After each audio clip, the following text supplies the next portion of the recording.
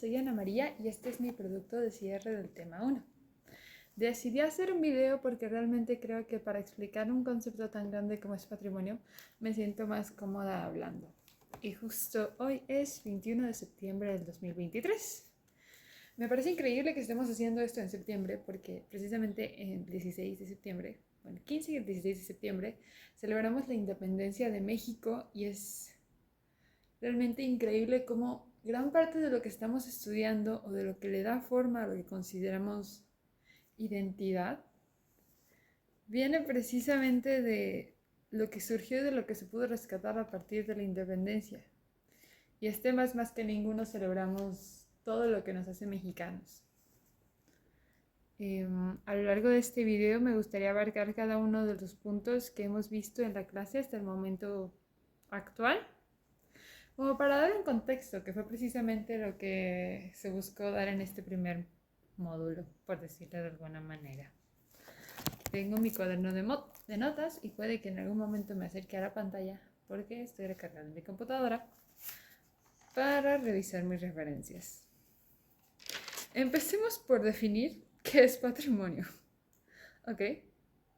Según Part, el patrimonio es un conjunto de rasgos distintivos espirituales, materiales, intelectuales y afectivos que contengan un grupo humano. Con base a esto podríamos decir que es un concepto muy amplio. No deja muy en claro, podríamos decir que casi todo es patrimonio porque hay muchísimas cosas que nos unen, pero no necesariamente es así, porque cualquier cosa no puede ser patrimonio. Por ejemplo, este tarro de crema no puede ser patrimonio.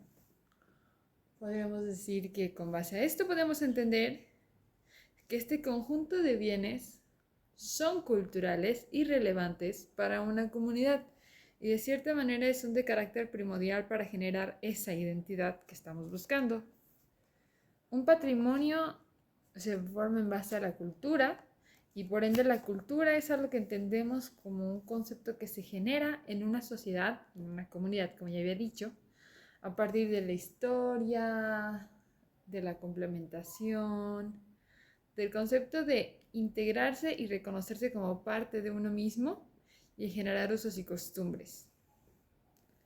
Digamos que hasta cierto punto patrimonio es lo que escala más allá, lo que nos refleja ante la sociedad.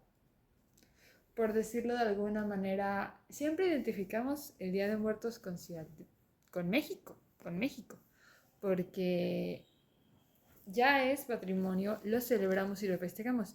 Y aunque se festeje en otros países también, es muy identificable con la nación mexicana por varios usos y costumbres y festejos, pues, de mayor relevancia. Claro que el patrimonio no fue algo que surgió de una manera tan armoniosa, y eso es algo que podemos ver en las primeras lecturas del semestre, las del 17 de agosto, que fueron estudios sobre la cultura e identidades sociales de Jiménez Gilberto,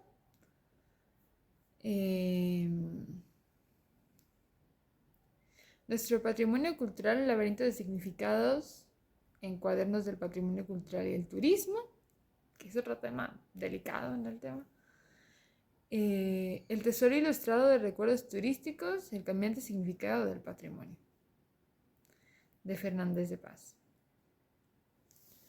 donde se nos explica que realmente el concepto de patrimonio surge en las épocas de la conquista, donde se generaba ya había una cierta identificación de un grupo hacia algún objeto o hacia alguna práctica, y los conquistadores tomaban ese objeto como un tesoro que representaba esa cultura o que representaba poder, y eso se atestiguaba como patrimonio.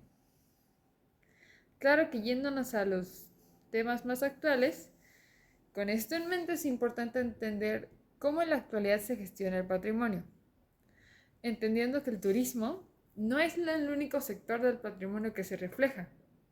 Ciertamente el turismo es de los sectores que más genera ingresos, pero el gestionar el patrimonio implica políticas Y dentro de esto ya podría entrar la charla con Víctor Vich, desculturalizar la cultura, retos actuales de las políticas culturales. Para poder gestionar el patrimonio se necesita, ojo, organizar, planear, administrar, proteger, conservar, investigar, generar actividades culturales y difundir. Una política cultural debe tomar en cuenta estos aspectos para poder funcionar, puesto que de tal manera no solo se escribe que se protege el patrimonio, sino que generalmente se le da un cuidado, se le da un seguimiento y se le da una preservación que le permite pasar de generación en generación y seguir pues creando este sentimiento de patrimonio y procreando esa situación. Con esto en mente pasamos a cómo se relaciona cultura con el patrimonio. Digamos que en la cotidianidad podemos decir que vemos patrimonio en todos lados, pero en todos lados. Y es identificable como patrimonio ya sea por su tiempo de vida, lo que se considera patrimonio histórico, patrimonio artístico y patrimonio arqueológico. Siendo patrimonio arqueológico el primero porque todo patrimonio arqueológico sucede antes de la conquista. Todo patrimonio histórico sucede del aspecto de la conquista, la independencia, la revolución, casi hasta el siglo XX, siglo XIX. Y el patrimonio artístico es del siglo XX, siglo XIX. Todavía no está muy bien decidido hasta la actualidad. Y por ende, es necesario, como ya había dicho, para poder trabajar con políticas culturales, generar consagraciones y reconocimientos. Precisamente de este lado van las declaraciones. Lo declarado es lo que se considera oficial, mas no es lo único, como ya he mencionado. Gilberto Jiménez y Bourdieu abogan por eso. Se puede decir que lo declarado y lo tradicional puede ir desde el ámbito privado hasta el ámbito público y desde lo nacional a lo internacional. Es muy diferente lo que declara, con lo que se declara patrimonio de la humanidad por la UNESCO, de lo que no se declara, porque de cierta manera tienen distintas protecciones, pero algo que se tiene que tener en cuenta es que el patrimonio siempre está vivo. No puede haber patrimonio si no se sigue de cierta manera cultivando. Claro que dentro de esto, la UNESCO suele poner sus limitaciones. Muchas veces en la ley dice que tienen que ser tal cual las cosas han sido, pero cosas como el mariachi, que ya hemos mencionado en clase, cambian y cambian constantemente. No cambios radicales, pero por ejemplo originalmente solo eran instrumentos de cuerdas. Hoy en día muchos no se pueden imaginar un mariachi sin una trompeta. Eso es inimaginable. Entonces, con base a esto, se puede decir que la diversidad nos da cierto derecho cultural a seguir preservando estas acciones, pero no obliga a la UNESCO a declararlas como consagradas.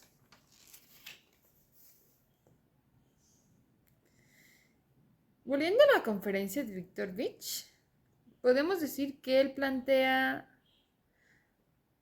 que el patrimonio inmaterial o inmaterial es un objeto que cumple una función política y una función social. Es representación imaginaria de una comunidad y de una sociedad. Y de cierta manera, esto genera bienes al Estado y conflictos. Porque dentro de una sociedad suele haber pequeñas comunidades y cada comunidad tiene hasta cierto punto sus valores fundamentales y las cosas en las que cree. Y esto puede llegar a dividirlos en qué es patrimonio para uno y qué es patrimonio para otro y cuáles son los agentes implicados. Por ejemplo, estábamos viendo que realmente el patrimonio es algo que generalmente sentimos cercanos a nosotros. Y podemos decir que generalmente hay mucho patrimonio en todo el mundo. Pero cosas como, no sé, las delicias turcas. Puede que ellos los consideren patrimonio, pero yo no estoy relacionada a ellas y por ende puedo aceptar que son patrimonio, pero no son parte de mí y yo no generaría esa procuración porque probablemente no entendería por qué es necesario protegerlas desde un punto personal, pero sí desde un punto cultural. Y por esto mismo es entendible que en muchas ocasiones el proteger ciertas prácticas pueda disgustar a otras comunidades, pero eso no implica que no deban ser protegidas.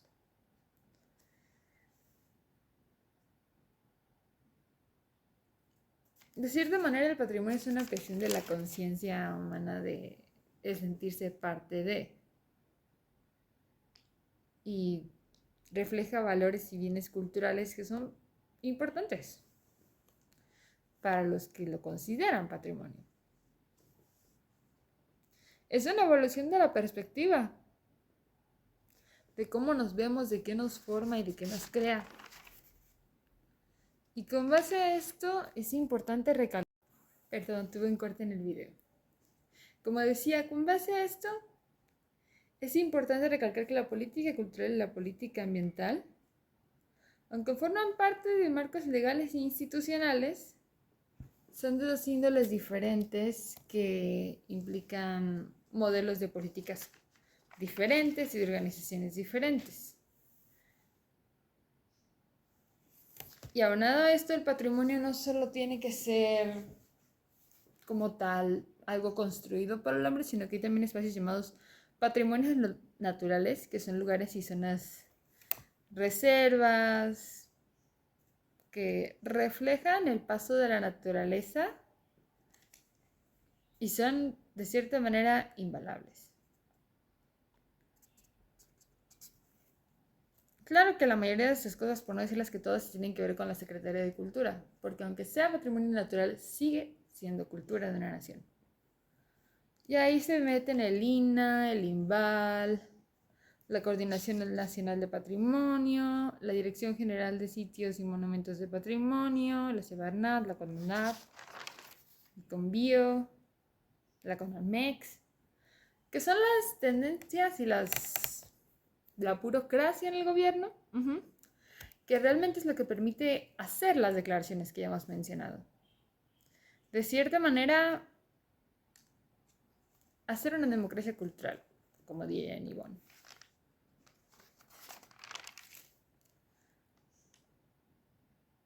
Si queremos poner un término o un nombre a esto, podríamos decir que es la legislación cultural, lo que abarca todas estas leyes. Pero aquí en México tienen un orden en específico. Primero que nada está la Constitución política, luego las leyes de federación y tratados internacionales, luego las constituciones estatales, luego las leyes estatales, luego las leyes municipales, los reglamentos, los bandos municipales y actividades jurídicas de zonas y espacios, que es lo que realmente aquí decide, aparte de la UNESCO, la relevancia de los patrimonios sociales, porque no todos son iguales, no todo el patrimonio es igual. Algunos son más importantes que otros para su protección y conservación. Por ejemplo, las tlayudas puede que sean una parte muy importante y que lo podamos decir patrimonio porque es parte de la gastronomía de México, pero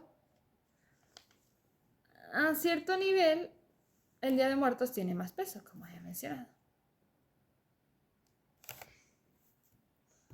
Más adelante en el semestre, por ahí del 24 de agosto, nos pudimos ahondar a ver todo el esquema de las leyes y de lo que implica hacer estas declaraciones que ya he mencionado, las instituciones, las políticas y los instrumentos que se usan, que realmente es todo un rollo. Pero para resumirlo,